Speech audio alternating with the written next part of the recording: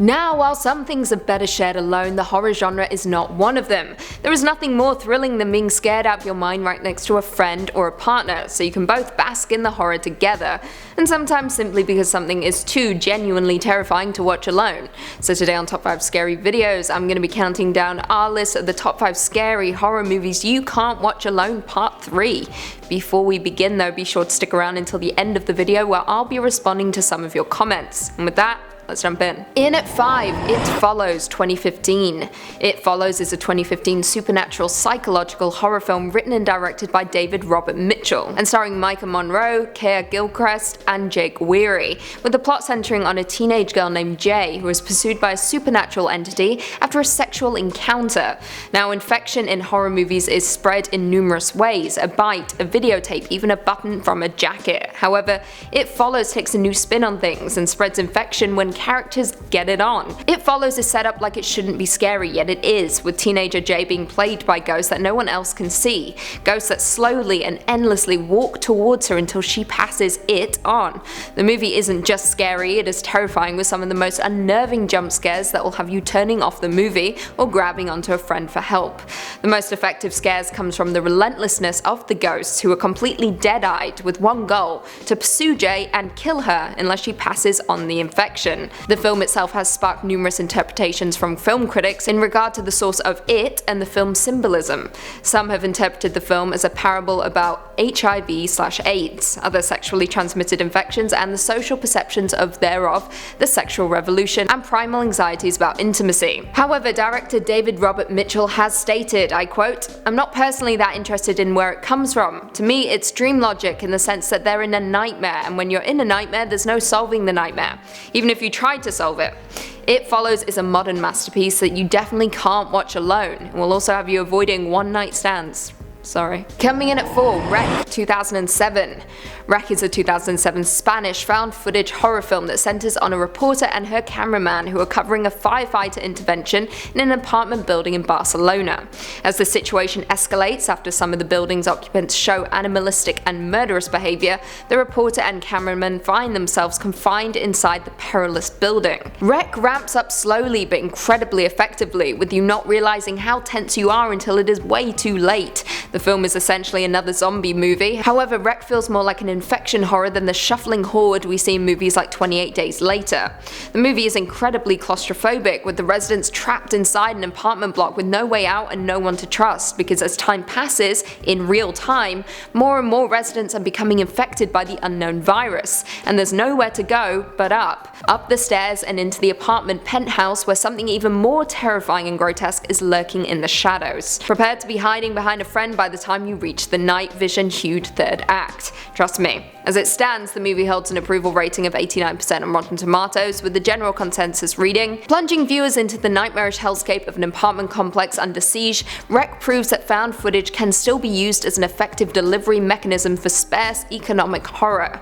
REC was such a success that it sparked numerous sequels: REC 2, REC 3 Genesis, and REC 4 Apocalypse. However, none reached the heights the original did. In at 3, The Witch 2015. The Witch is a 2015 supernatural period horror film written and directed by Robert Eggers in his feature directorial debut. The Witch follows a Puritan family who are ejected from their colony and forced to live deep in the dark woods all alone on a farm.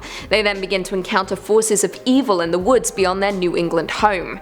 We follow Thomasin, the eldest daughter played by Anya Taylor-Joy, as we witness the unraveling of this dysfunctional family who is faced by outside forces from within the trees.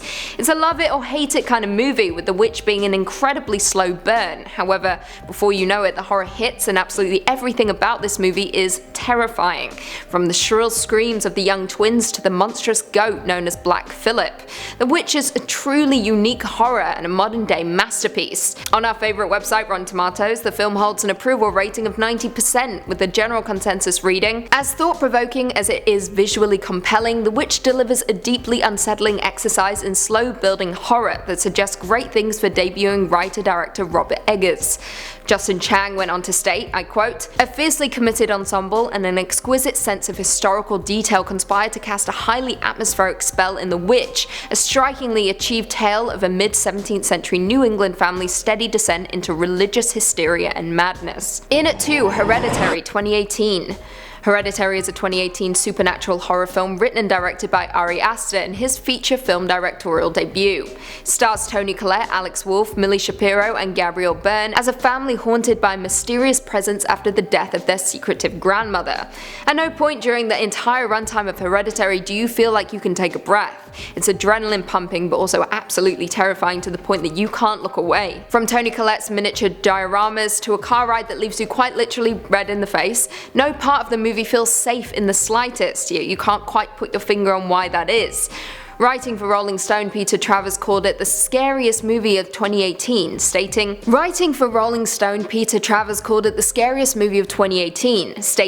"It's Collette giving the performance of her career, who takes us inside Annie's breakdown in flesh and spirit and shatters what's left of our nerves. Her tour de force bristles with provocations that for sure will keep you up at night. But first, you'll scream your bloody head off." A.A. Dowd gave the film an A, stating that in its seriousness and hair-raising craftsmanship, Hereditary belongs to a proud genre lineage, a legacy that stretches back to the towering touchstones of American horror, unholy prestige zeitgeist classics like The Exorcist and Rosemary's Baby. Remarkably, it's the first feature, the auspicious debut of writer-director Ari Aster, whose acclaimed disturbing short films were all leading like a tunnel into the underworld to this bleak vision. And finally coming in at number 1, The Exorcist, 1973. The Exorcist is a 1973 supernatural horror film directed by William Friedkin and produced and written for the screen by William Peter Blatty, based on the 1971 novel of the same name by Blatty. The film centers on an actress who notices dangerous changes in the behavior and physical makeup of her 12-year-old daughter. Meanwhile, a young priest begins to doubt his faith while dealing with his mother's sickness. Now, it may be given that The Exorcist is on our list almost predictable, but after 40 years it still remains one of the most terrifying horror movies of all time.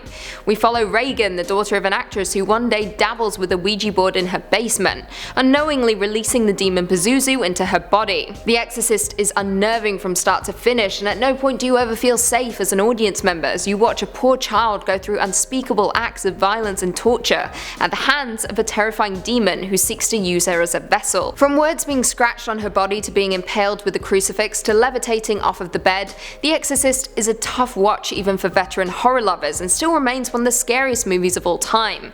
Stanley Kaufman in the New York Republic wrote, "This is the scariest film I've seen in years, the only scary film I've seen in years." Variety noted that it was an expert telling of supernatural horror story. The cinematic sequences assault the senses and the intellect with pure cinematic terror. Well, there we have it. Do you guys agree with our list? Were there any terrifying horror movies that we missed? Leave us all your thoughts and feelings in the comments down below, and perhaps we can do a part 4. Before I go though, I just want to respond to a few comments from one of our last videos. Top 5 scary Lovecraftian towns in real life. Talia Chu said, "Hey Lucy, just being curious here, but which football team do you support?" I support the best football team, Arsenal, the one and only. Aurelia Ramsey said, "Wow Lucy, your recitation of the Lovecraft passages was Shakespearean." Well, thank you, I'm good at reading. My parents taught me well. Chris R said, "Lucy, any relation to Nanny McPhee?" Ha ha ha. I do have a nana, and she was called Nanny McPhee. So yeah, close enough. Klaatu said, "Lucy, please get a deal with any company that allows you to do audiobooks. I want to be able to just sit around listening to you talk to me." I don't know, maybe one day. I get bored reading and talking a lot, so I mean, I love to read, but I don't know if I could read to people all day long. Maybe, I'll think about it. Depends on the money, you know. And on that note, if you haven't already, be sure to give this video a big thumbs up, subscribe and turn on notifications so you never miss another scary vid. Until next time, see you later.